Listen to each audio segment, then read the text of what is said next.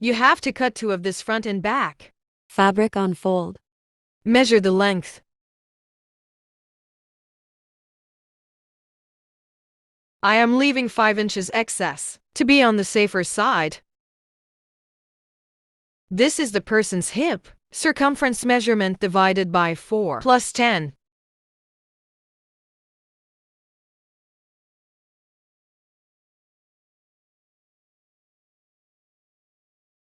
Fold the hem before smocking.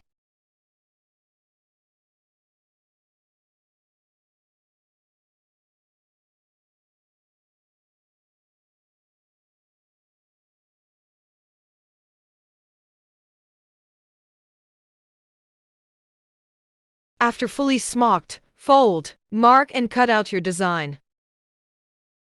Do 2 of this, front and back.